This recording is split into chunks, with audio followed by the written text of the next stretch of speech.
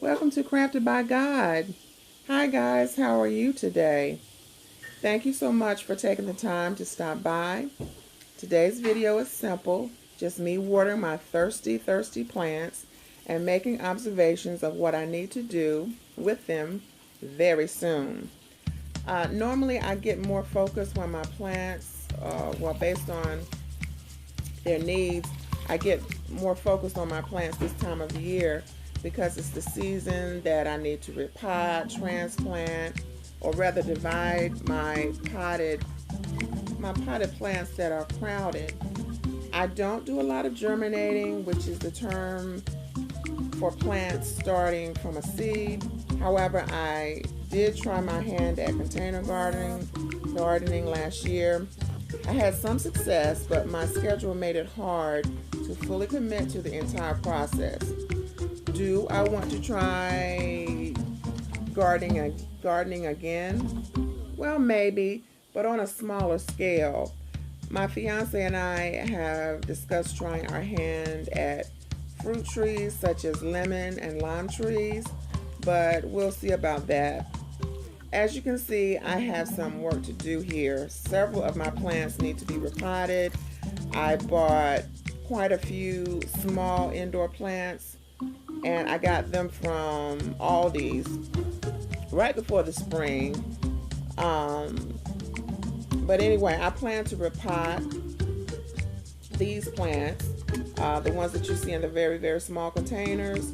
Also, like I mentioned earlier, the term transplant, I have a few that need that as well. Unfortunately, my plants have suffered a bit of neglect at times from just being busy.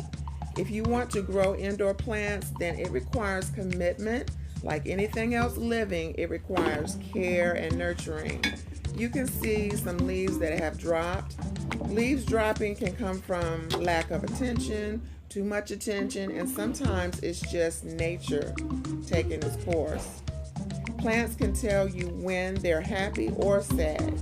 If you don't like something, or if they don't like something rather, they will let you know. One thing that I can genuinely say is I really enjoy nature and I love indoor plants. I enjoy outdoor plants too, but until we move into our new home, I don't plan to invest much in that. My absolute favorite type of plants are tropical plants. Honestly, if I were born on an island somewhere, I would be completely in my element, surrounded by beautiful green foliage and water. For me, that spells complete joy. Well, a great deal of joy, I'll say it like that. Hearing the birds and seeing the beautiful blooms, I'm good. Add some music, even better. Okay, so a lot of these plants that you're seeing, I repotted and transplanted them last year. And they did very well considering the attention that I've been able to really commit to give them. But honestly, I try not to purchase plants that need more attention than I'm just able to give. It's just simple as that.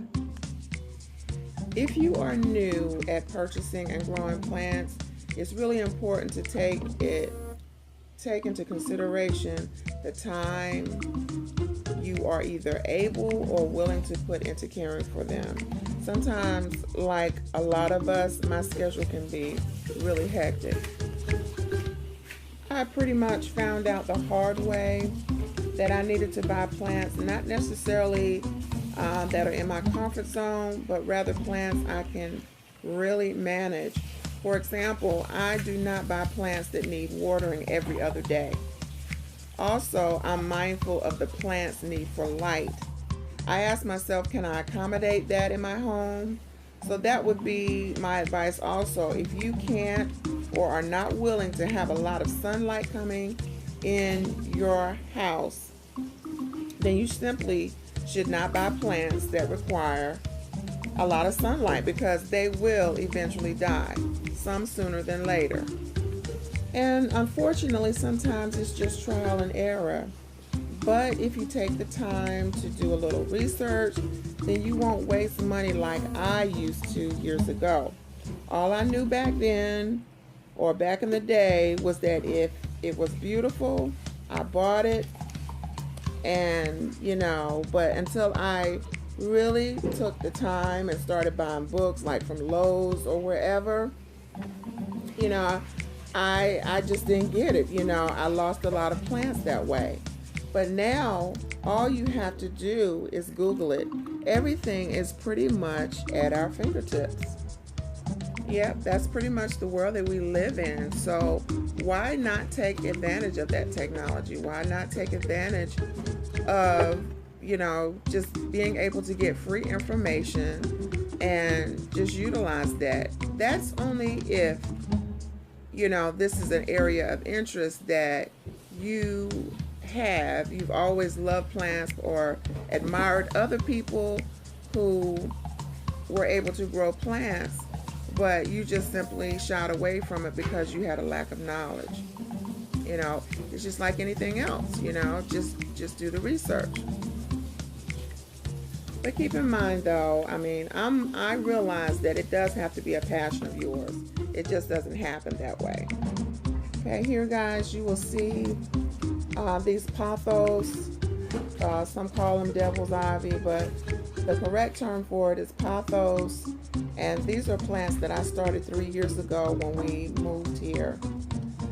And literally they have grown to the floor several times, and I've pinched off vines to start new plants. Therefore, it didn't cost me anything to start those plants. I just put them in a jar and rooted them in water. Something really cool about plants is that they don't just offer beauty, they also help clean the air. They literally remove harmful compounds from the air. Indoor plants remove pollutants from the air by absorbing gases through their leaves and roots. Isn't that really cool? So maybe instead of buying air purifiers, purchasing of plants may just be enough to do the job that you need in terms of getting out, gases or pollutants out of your house. For me, indoor plants help provide an ambiance of serenity and tranquility. The ultimate for me is peace. In today's society, we have so much going on in our lives.